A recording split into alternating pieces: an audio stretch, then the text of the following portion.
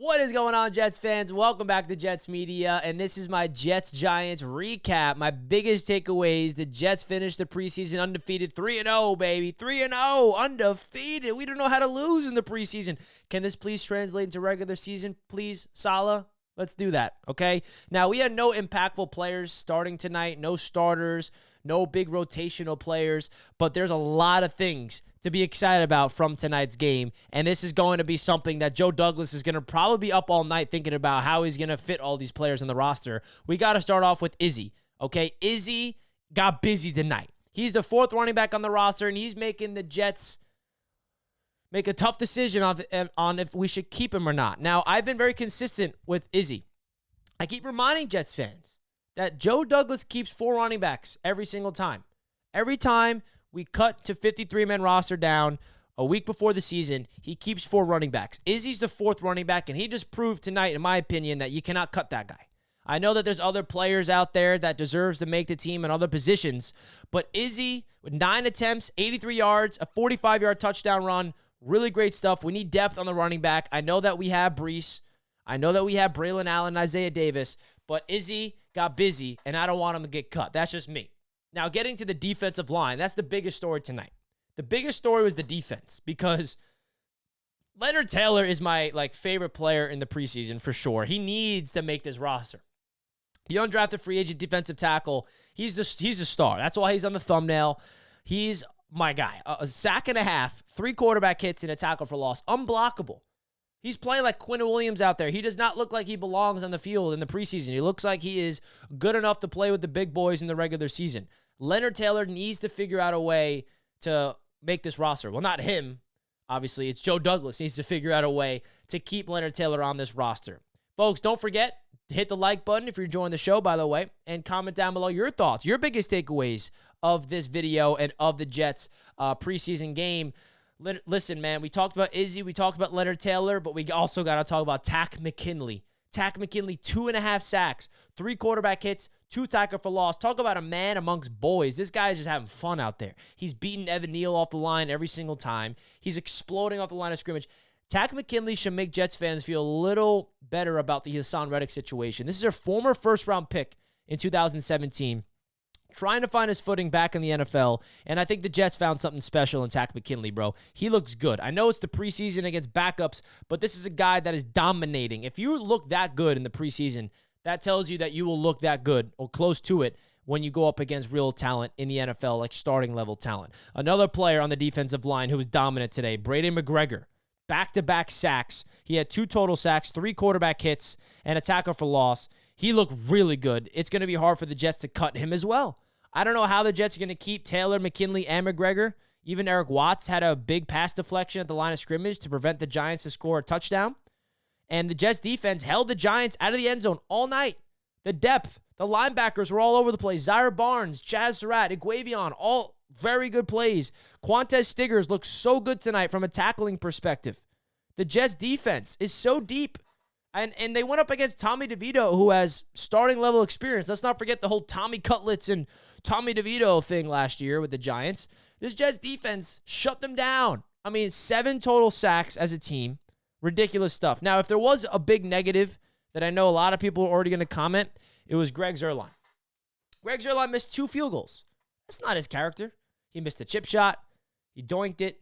And then a 47-yard completely shanked it. Now, it's good to get out of the way, get those bad plays out of the way in the preseason. And I know now that Jets fans are going to have a fear in our minds about that. But listen, the guy went 35 for 38 last year and missed 1 point after. Greg Zuerlein will be okay. He's the least of my concerns. Please, Jets fans, don't start worrying about Greg Zuerlein. Okay? Things like that happen. Kickers aren't perfect. So I know that a lot of people are going to comment saying, what was up with Greg Zuerlein? He's my biggest takeaway. Oh, my God, I'm nervous. He's like the only player that played tonight that actually is going to have an impact. He was like the best player in the Jets last season. So I'm not too concerned about Greg Zuerlein. Neither should you. Cotterington, as the kick and punt return, didn't really do that much tonight after having a breakout last week. I don't see him making the team. I saw a lot of Jets fans saying, oh, he's making the team. Xavier Gibson's our punt returner.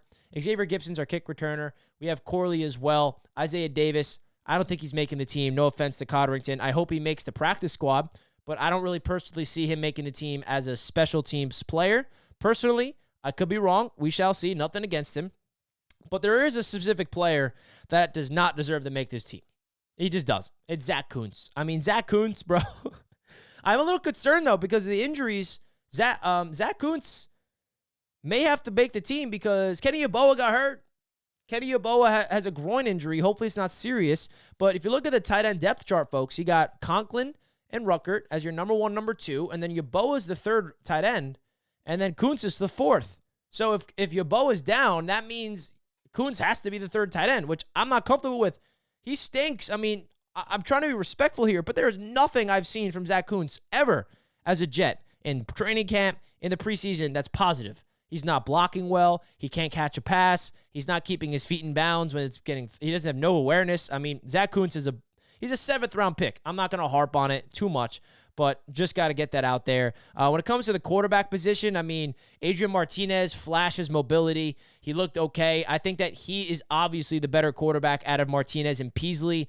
If the Jets are going to roll with the practice squad QB, it is Martinez. I mean, Peasley is just, I don't want to harp on him either. I don't want to get mean, but Peasley's just not a good quarterback. So let another team go out there and sign him on the practice squad. The Jets got to keep Adrian Martinez on their practice squad. He is a fun QB with a lot of upside from a mobility standpoint, athletic, can do some fun things. So shout out to Adrian Martinez.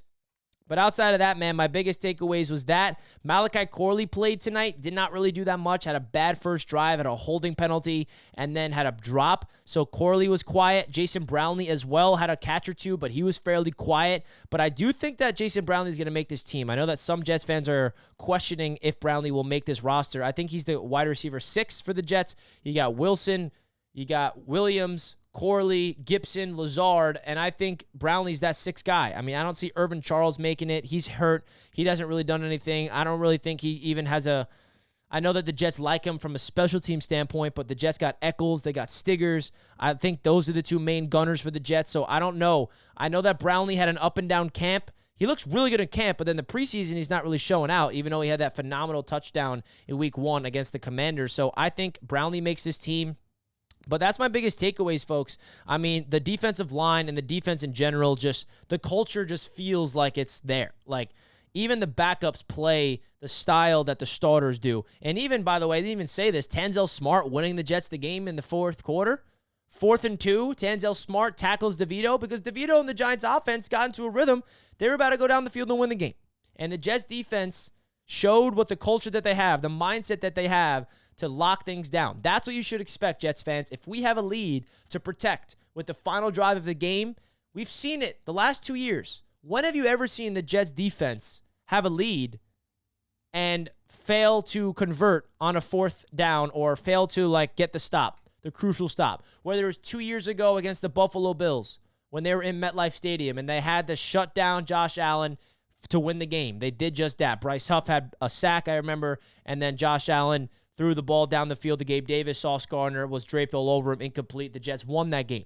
Okay, my point is the Jets the last 2 seasons, when they have a lead to protect and all they need to do is get one more stop to win the game, they usually win the game with their defense because their defensive line is so well rested for the 4th quarter and they're fresh and they're ready to get to the quarterback. And they showed that tonight. I know it's just the preseason but my point is, there's a culture on defense. There's no culture on offense yet.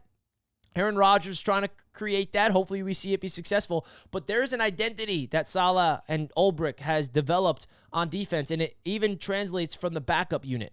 And it was cool to see because the linebacker units plays fast. I mean, the defensive line is just ridiculous. So that's my thoughts of tonight's game, folks. Let me know your thoughts in the comments, your biggest takeaways.